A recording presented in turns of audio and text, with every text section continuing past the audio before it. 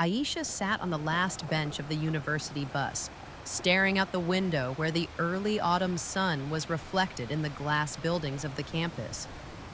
She had just passed the most important exam, statistics, a subject she hated with all her heart.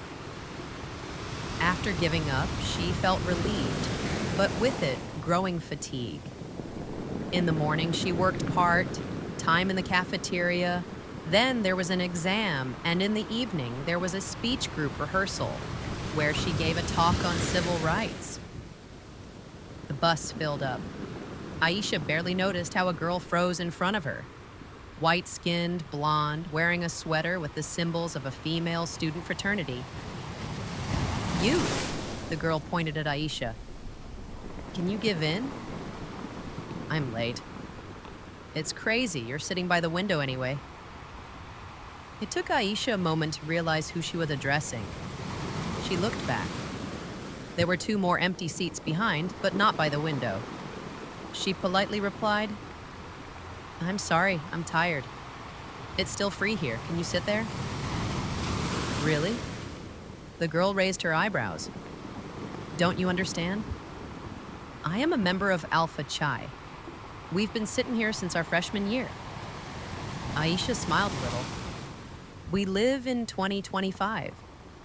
This is not a place for whites. It's just a place. Someone giggled from behind, someone exhaled. The girl snorted and walked on, but returned a minute later with a driver. Miss, the driver's voice was muffled and annoyed. We have a rule. If the student leader asks you to move, you change seats. It's not a rule, Aisha replied, clasping her fingers in her lap. It's a whim. Do you have a video recording? I just refused to give up my seat. I didn't offend anyone, and I don't interfere with the movement of the bus. Then I'm calling campus security. You're setting yourself up. All eyes were on her. Some are sympathetic, others are judgmental, and others are indifferent. But Aisha was sitting, and she wasn't going to get up. 15 minutes later, she was escorted off the bus in front of the entire campus. The campus security politely but harshly escorted her to the administration building. There in the hallway, it smelled of plastic, coffee, and something sour, like the dean's office's eternally overdue decisions. She sat down on a cold bench with her back against the wall and allowed herself to close her eyes for the first time all day. Inside, everything was boiling, not from fear, not from shame, but from anger. Why do they think they can tell her where to sit? Why was this girl so confident in demanding privileges that didn't exist in the rules? Why didn't the driver tell her to sit in an empty seat but acted like Aisha was an intruder? The answer was simple. Because the color of her skin spoke louder than words. Because she is a black girl who dared to say no in a public place. She could hear footsteps in the hallway, men's, heavy, measured. A minute later, a man in his 40s in a suit and with the badge Assistant Dean on his lapel entered the reception area. He looked at her with the same expression Aisha had known since childhood, a mixture of disbelief and ostentatious politeness. He spoke slowly, as if she wouldn't understand if he spoke faster. Miss Johnson, we have a complaint about your behavior on the bus. We regard this as a violation of the Code of Respectful Communication. You will be temporarily suspended from attending classes until the trial. So I had to give up my seat just because she's white and from Alpha Chi? Don't exaggerate, please. It's not a question of race, it's a question of discipline. Is discipline when a student demands a seat, points her finger, and gets support from the driver? You have an interesting discipline. He frowned slightly and made a note on his tablet. Aisha knew that every word she said would be used now and not in her favor. But she couldn't keep quiet. If she doesn't say anything, it means she agrees. "I'll file a complaint," she said, "to the Committee on Racial Equality." "That's your right," he replied coldly. "But please note, all actions of the university comply with the internal regulations." At that moment, Aisha felt the walls of the building she was so proud to be a part of narrow and pressed down.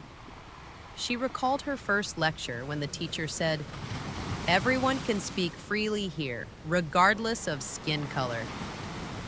Then she smiled. Today she grinned. She stood up, back straight, chin up. She knew there was much more at stake than a seat on the bus. As she walked down the hallway, her phone vibrated in her pocket.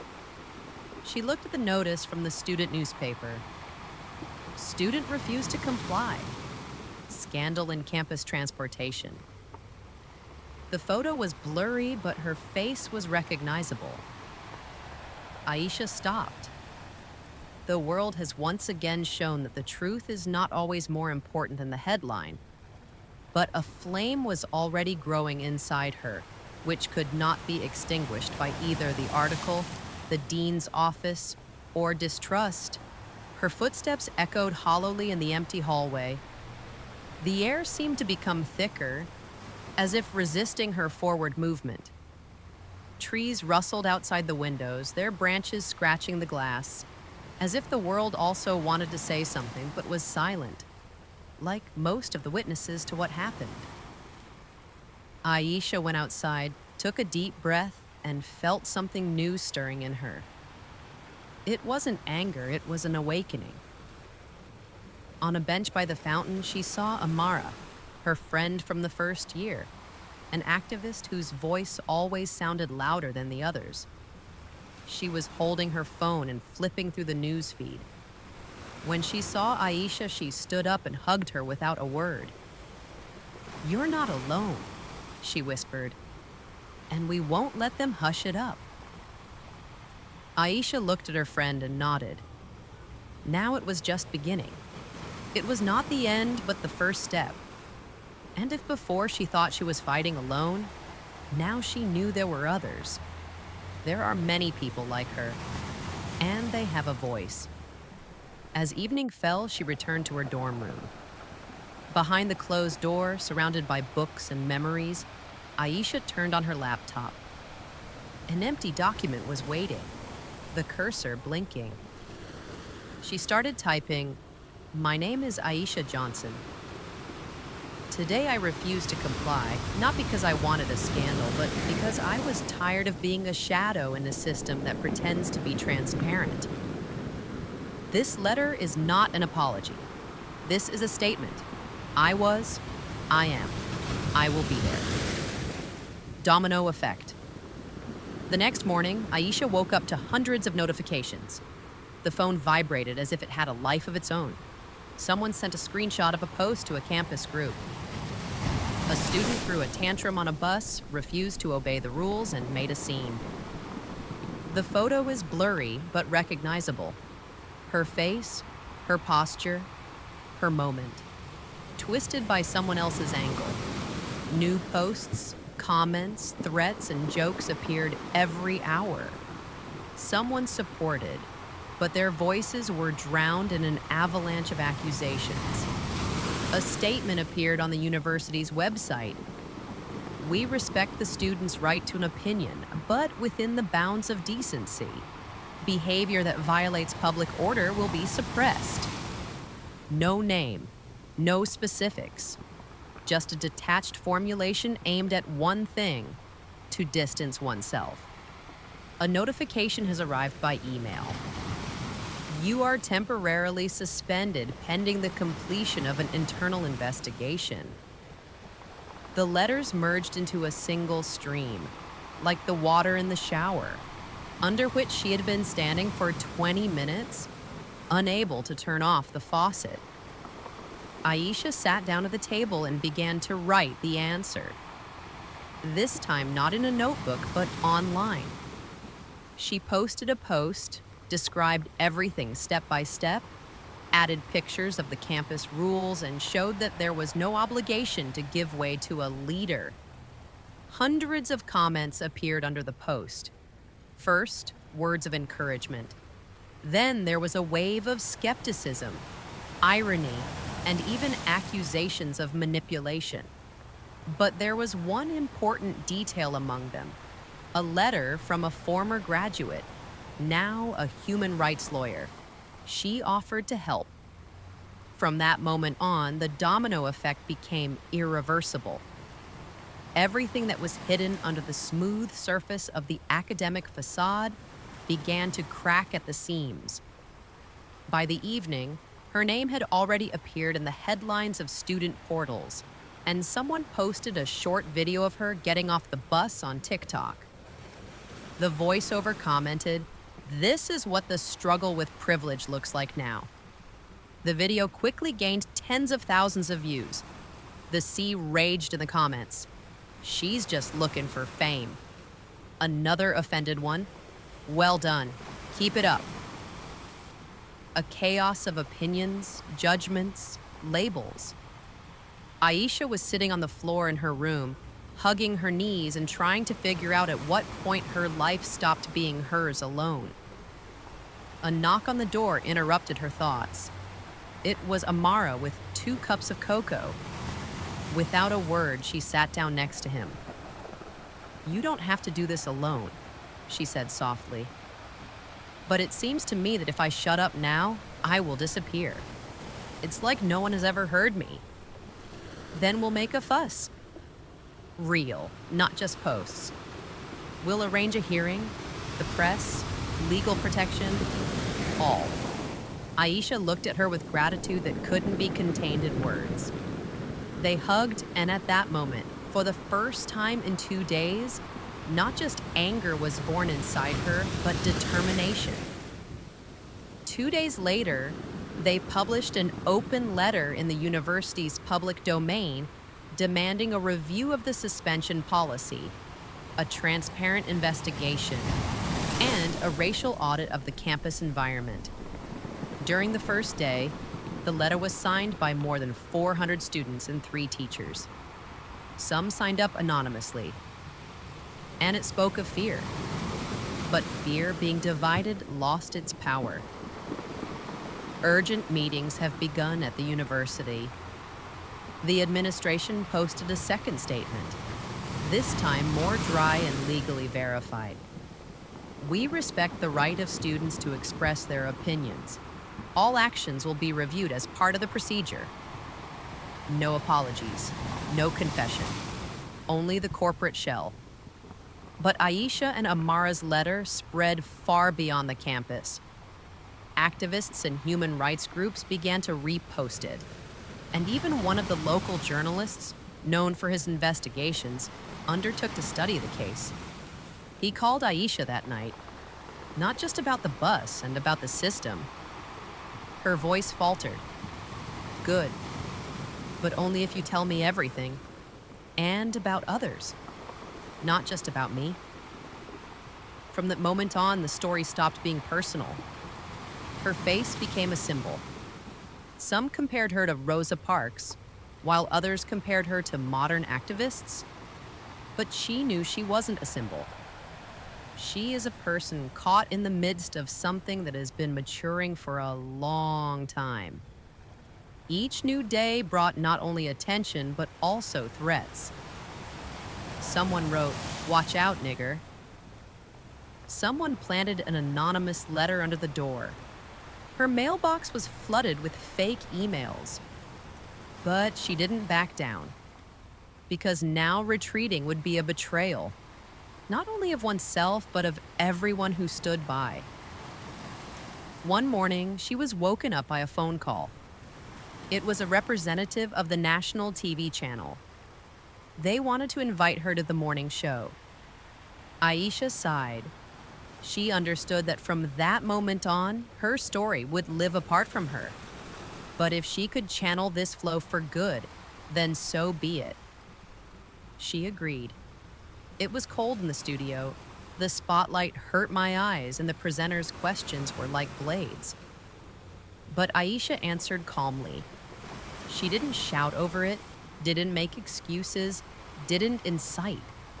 She was just telling the truth, with restraint, clarity, and firmness.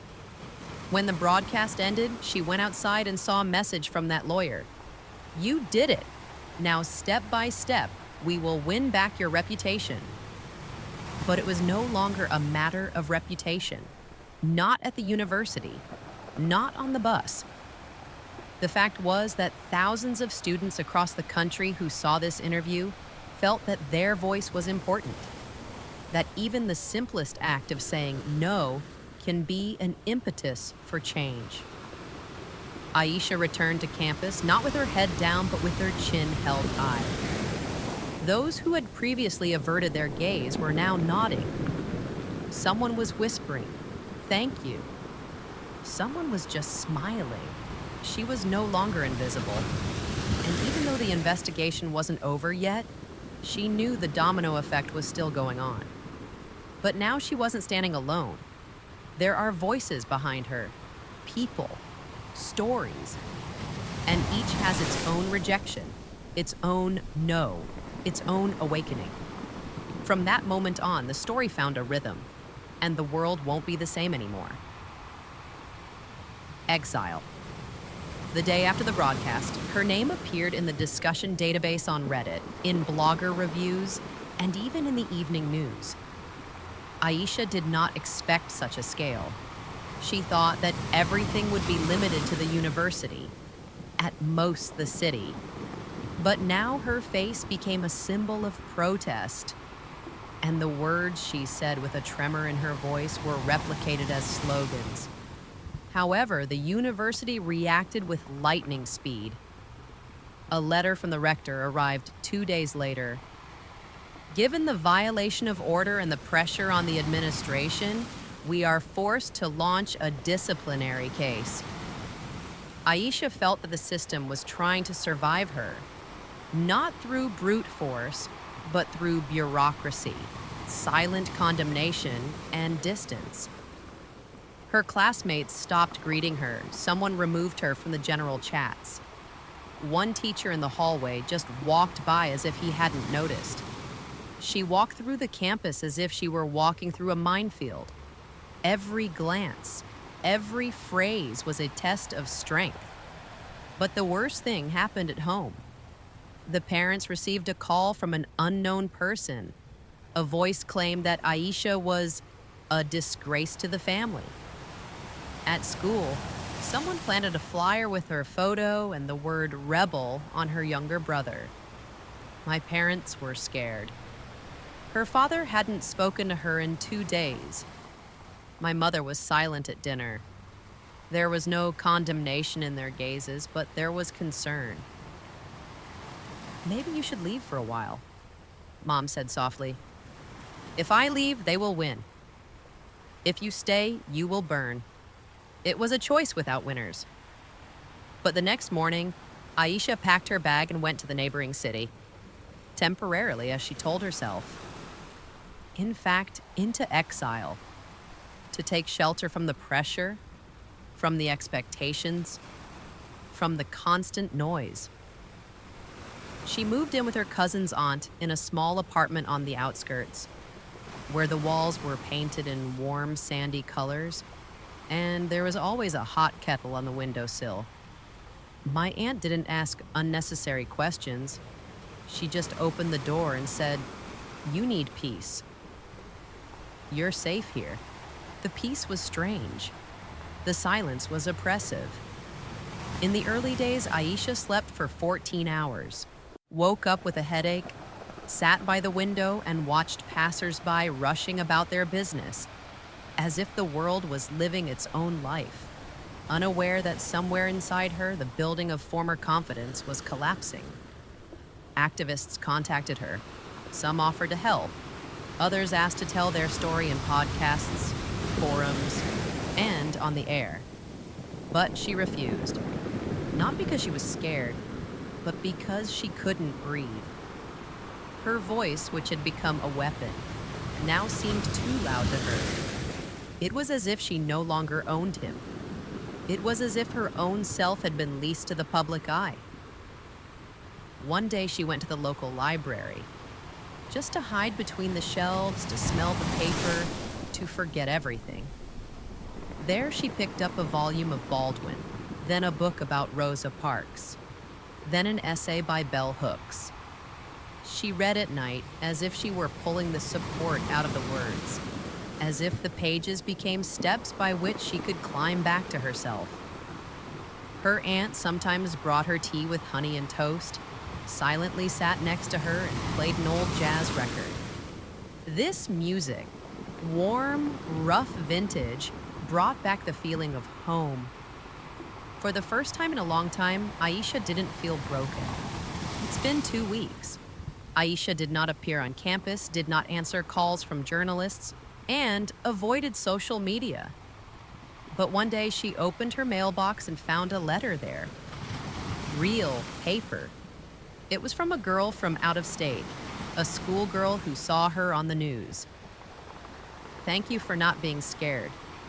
Thanks to you, I didn't lower my head when I was called names at school. Inside was a simple hand-drawn heart.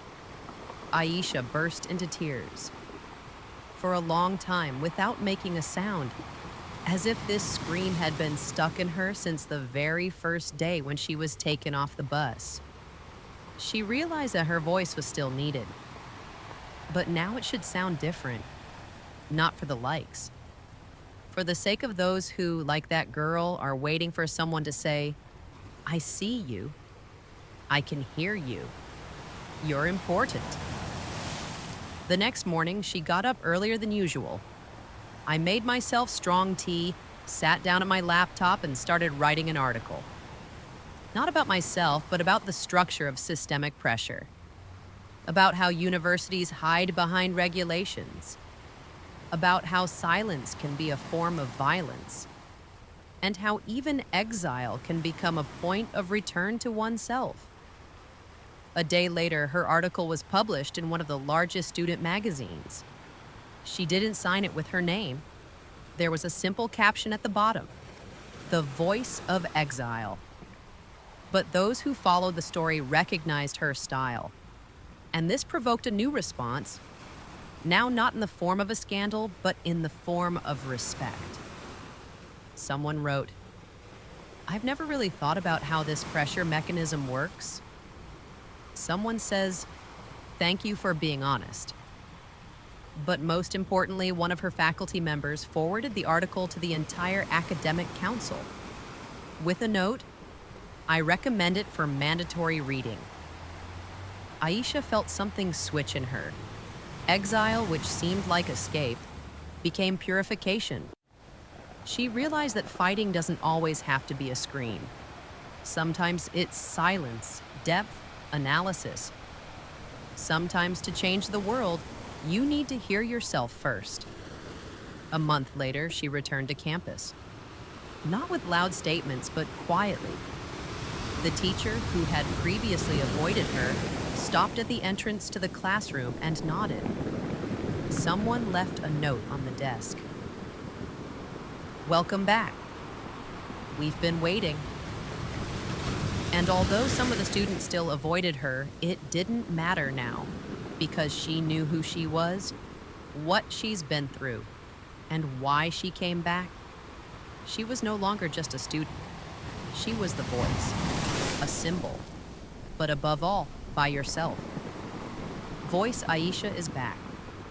Not in the news headlines, but in the classroom, the library, and the department. But it was different. She used to walk these halls as a student. Now, as a witness, as a symbol. It was felt in every glance, in every half-whisper, in the pauses of the teachers before the lecture. She tried not to take it personally.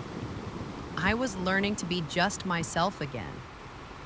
But it was difficult, because she knew that from now on, her voice would sound louder. Whether she wanted to or not, people listened to her differently. At one of the electives, the teacher suggested holding a debate on the topic, the role of students in changing the university environment. My classmates chose Aisha as their moderator. No one argued. No one doubted it. I don't need a microphone, she smiled. You'll hear me anyway. This marked the beginning of a new chapter. She became an invited speaker at several public meetings. She was invited not only as an activist, but also as an analyst. She began writing articles, conducting mini-studies, and consulting with human rights defenders. The university has begun to develop a new code of equal participation. She joined the council as a student representative. For the first time in the history of the university, a Black student participated in writing the rules that define what it means to be heard. But not everything went smoothly. The clashes continued behind the scenes. One teacher refused to let her attend lectures, citing a disciplinary background. Others ignored her initiatives. At one meeting, she was told, "You're too emotional, Aisha." And she replied, "I'm not emotional. I'm alive, and I'm tired of being silent." The audience fell silent. Even those who had not taken her seriously before began to listen. Every day, her voice became deeper, not louder. He didn't hit, he penetrated. He wasn't calling for a revolution, he was offering an honest conversation.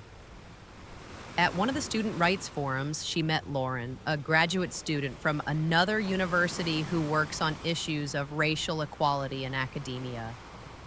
Lauren approached Aisha after her performance and said, "I read your article. She changed my approach to research. You have shown not only the facts, but also the voice, real, strong, vulnerable. It's rare." They began to correspond, then created a joint project, an online platform where students from all over the country could share stories about discrimination and receive legal support. The platform was called Out Loud. Hundreds of people registered in the first week, thousands per month. Aisha worked nights, consulted with lawyers, volunteers, even psychologists. She wasn't looking for leadership, she was looking for justice. But people were drawn to her, not because she was loud, but because she was real. One evening, while browsing through new emails, she found the story of a young man from a small college who was expelled after he complained of a racial slur from a supervisor. He wrote, "I was about to give up everything, but then I found Out Loud, and I realized I'm not alone." These words became a new guideline for her. She didn't want to be just a loud voice anymore. She wanted to be an echo that picks up other voices, enhances it, unites them. The platform began to be mentioned in the press. Major publications published interviews with her and Lauren. They talked not only about the pain, but also about the way out, about how a new architecture can grow out of the cracks in the system, transparent, fair, and humane. But with the attention came the pressure. At a meeting of the Board of Trustees, she was asked a direct question. "Don't you think that you are politicizing the university?" "I'm not politicizing. I tell them that we live here, study here, and are silent when we are not heard. If the truth becomes politics, then the problem is not with me." After these words, she saw for the first time how one of the oldest members of the council lowered his eyes. Aisha's voice no longer belonged to her alone. He became part of a whole movement. In different cities, students repeated her phrases, printed on t-shirts. They quoted it in the manifestos. But every evening, when she returned to her room, she was still the same girl, tired, vulnerable, sometimes doubtful. And that's what gave her voice such power. One day, she was invited to speak at a congressional hearing on equality in education. She was standing behind the podium, senators were sitting in the hall, but she wasn't telling them. She was talking to the girl who wrote her the letter, the boy who was expelled. To myself, the first one on the bus, I'm not a leader, I'm a witness. I'm not talking about fame. But because silence is deafness, and deafness is the death of hope. I want to be heard. They didn't shout for us, they didn't speak for us. But you've heard. The audience stood up, some of them for the first time all day. Aisha returned to campus with a feeling that could hardly be called a victory. It was more than that. It was as if a forest of voices had sprouted inside her, and now their every whisper could shake the walls. That same evening, she broadcast on the platform aloud. More than 4,000 people joined. People shared stories, tears, and hope. Someone was reading poetry. Someone just said, "Thank you for having each other now." It's not about being a hero, Aisha said at the end of the broadcast. It's about being heard at least once, because one voice you hear can wake up 1,000 sleepers. That night was a turning point. Not because it was loud, but because it was real. The next morning, she woke up and realized that her voice was no longer in her element. He is a tool, and she is ready to use it not for war, but for creation. So Aisha became not just the heroine of the story, she became its author, the storm. As the fall semester began, the campus resembled a beehive. Everything seemed to be boiling. Some talked about the new platform out loud, others about the upcoming meeting of the rector's office, which was supposed to consider the issue of revising the disciplinary code. Aisha's name was no longer heard on the sidelines, but from the pulpits. But where change begins, there is always resistance. A group of students who supported traditional university values created a petition against Aisha's participation in the academic council. They accused her of creating conflict and undermining the authority of teachers. The old rhetoric was evident in their statements: disguised, polished, supposedly respectful. But there was fear behind the words. The fear that the status quo is cracking, that the previous structures no longer work, that a voice, especially the voice of a young Black woman, can change the rules of the game. The petition has gained several hundred signatures, but in response, another one appeared in her support. It was signed by more than 2,000 students, including teachers and even several members of the board. And then the storm started. At first, it was a debate, official, scheduled, with microphones and moderators. Aisha participated in them calmly, precisely, and with good arguments. She didn't let her emotions get out of control, even though everything was boiling inside.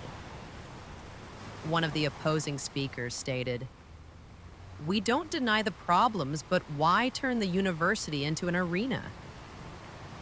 She looked into his eyes and replied, "Because when the lights go out in the hall, the scene turns into reality.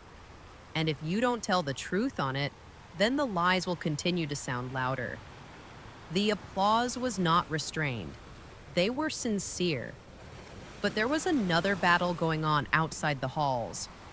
Someone hacked the website of the platform aloud and posted offensive inscriptions on the main page. Aisha received the message, "You can't do this. We'll silence you."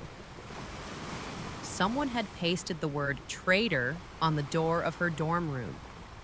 She shrank inside, but she didn't break.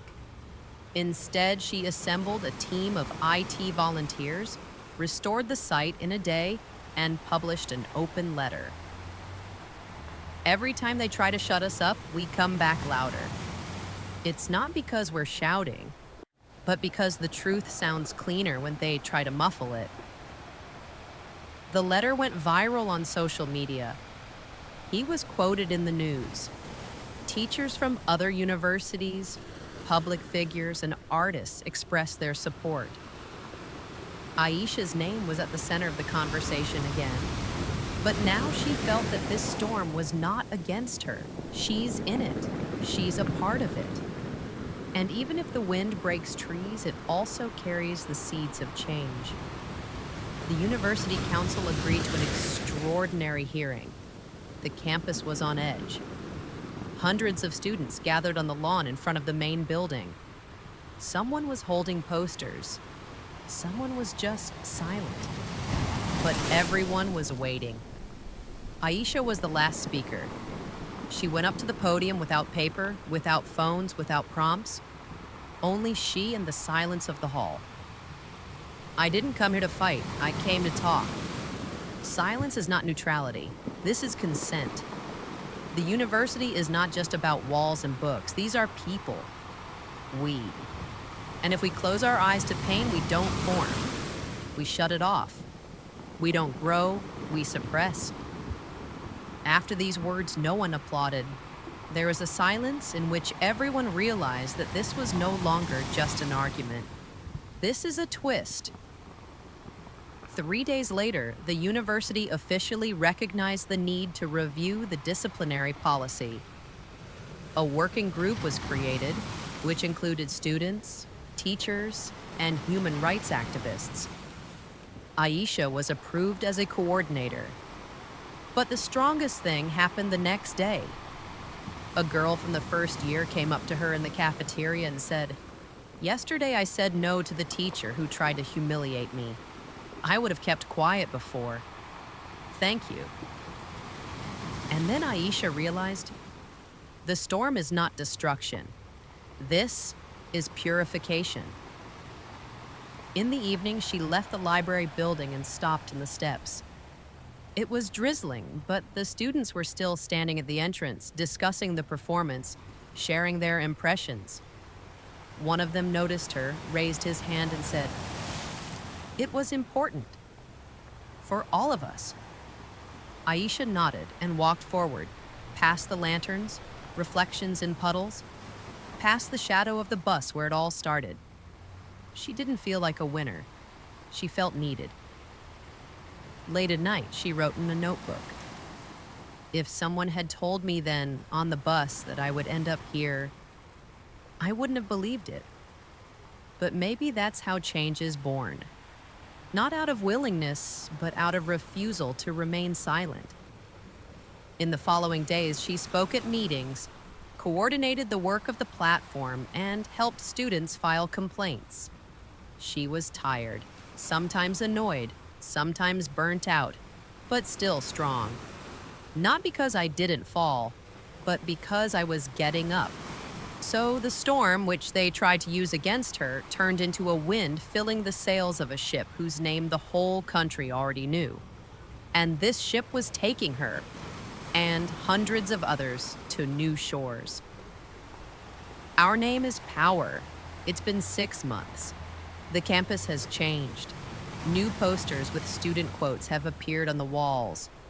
The Voices of Change section was opened in the library. The Out Loud platform has become part of the official student support.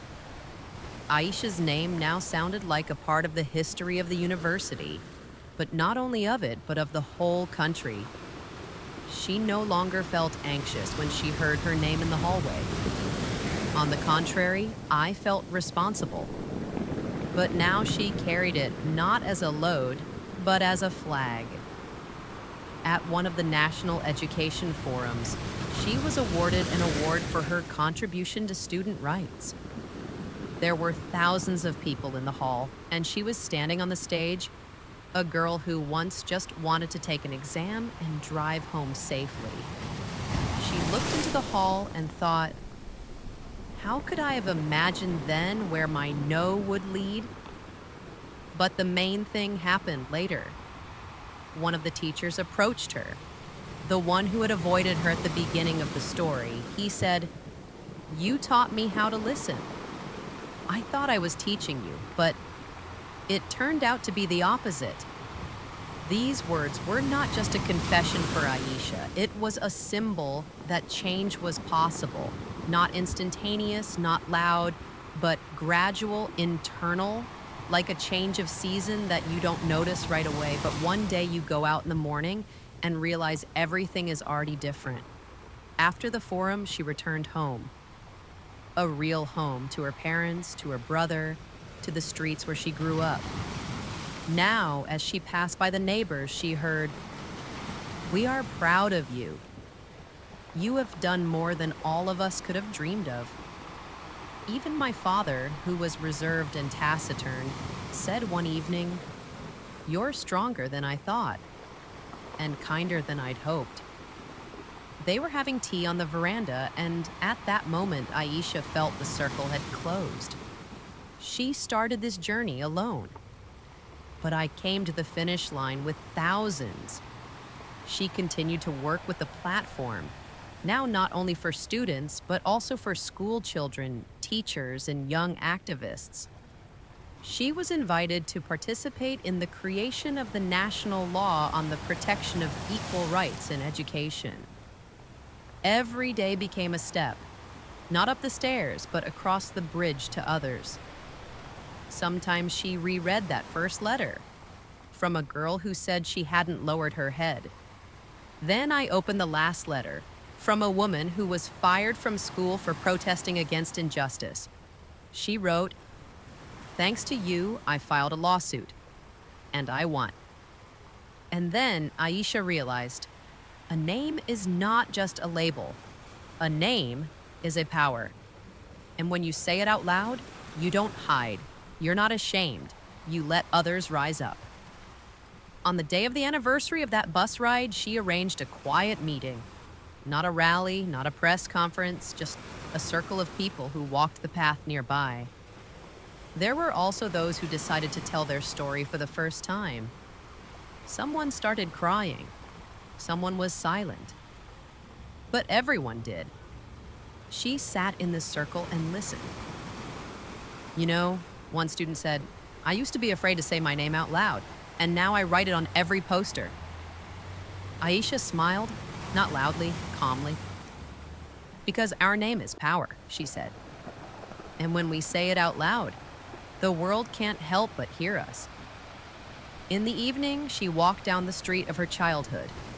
The leaves rustled underfoot, and the air was saturated with coolness. In the distance, the windows of the school where she studied shone. She stopped in front of the gate and took out a marker from her bag. She carefully wrote one word on the concrete pillar. "Heard." Someone spoke softly from behind. "You're the one, aren't you?" She turned around. A girl of about 15 with a notebook in her hands stood with her eyes wide open. "I've been reading about you. You weren't scared. I want to be like that too." Aisha sat down next to him and said, "Being brave doesn't mean not being afraid. It means not backing down, even if it's scary. And if one day you get scared, know that you are not alone." They were silent for a while. Then the girl handed her a piece of paper with a drawing. It was a scene on a bus. Aisha is in her place. The girl was standing in front of her. No words, no faces, just silhouettes. But it was enough. Later, returning home, Aisha thought, each of us is a dot. Sometimes quiet, sometimes screaming. But if you connect all the dots, you get a line.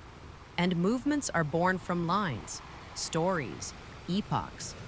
And if one day someone asks who Aisha Johnson was, the answer will be simple.